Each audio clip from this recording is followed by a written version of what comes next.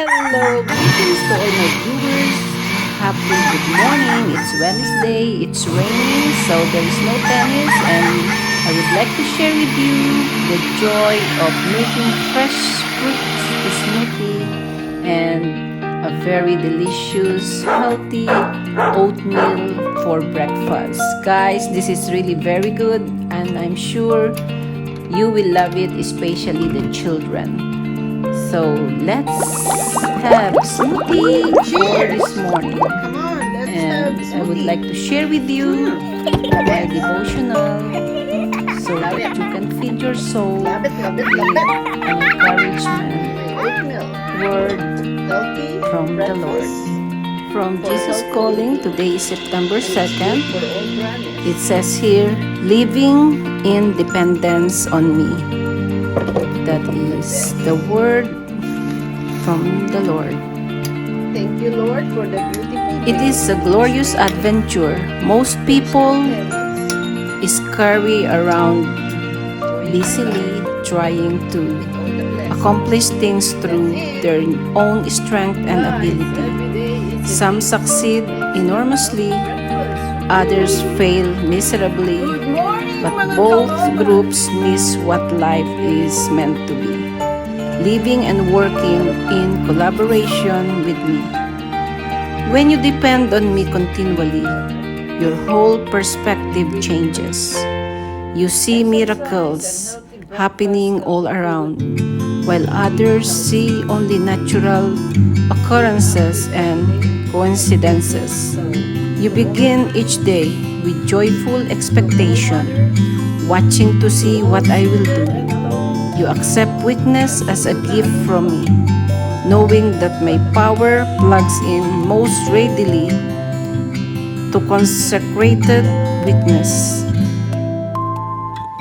You keep your plans tentative, knowing that my plans are far superior.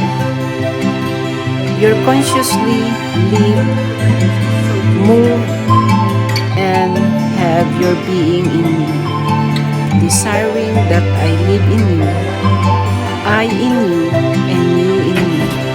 This is the intimate adventure I offer you. God says, seek me with your whole being. I desire to be found by you, and I orchestrate the events of your life with the purpose in mind. When things go well and you are blessed, you can feel me smiling on you. When you encounter rough patches along your life journey, trust that my light is still shining upon you. My reasons for allowing these adversities may be shrouded in mystery, but my continual presence with you is an absolute promise. Seek me in good times, seek me in bad times or hard times. You will find me watching over you all the time. What a beautiful word from the Lord. Grow strong in your weakness. Some of my children I've gifted with abundant strength and stamina. Others, like you, have received the humble gift of frailty. Your fragility is not a punishment, nor does it indicate lack of faith. On the contrary, weak ones like you must live by faith, depending on me to get you through the day. I am developing your ability to trust me, to lean on me rather than on your understanding. Your natural preference is to plan out your day, knowing that will happen when. My preference is for you to depend on me continually, trusting me to guide you and strengthen you as needed. This is how you grow strong in your weakness. There is no place so desolate that you cannot find me there. When Hagar fled from her mistress, Sarah into the wilderness. She thought she was utterly alone and forsaken. But Hagar encountered me in the desolate place. So every morning, There my she new addressed me friend, as the living one who sees me. Through that encounter with my presence, she gained courage to return to her mistress. No set of circumstances could ever isolate you from my loving presence. Not only do I see you always, I see you as a redeemed saint, gloriously radiant in my righteousness.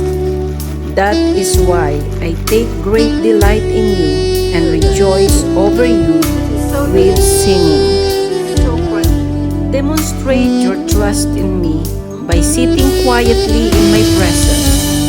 Put aside all that is waiting to be done and refuse to worry about anything.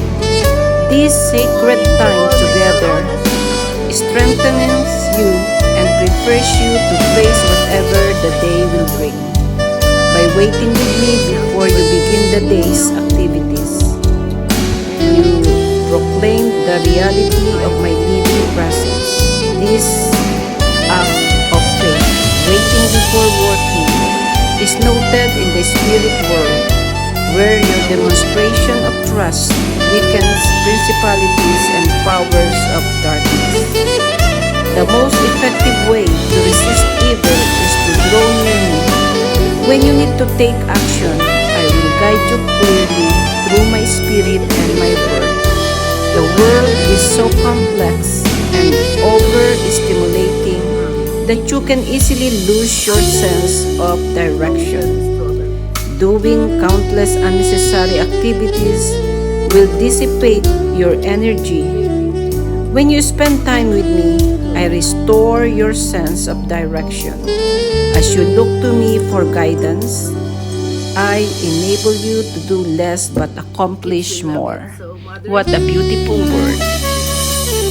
Thank you so much for watching, and I hope I can add some joy and put a smile on your Remember, faces. health is our wealth.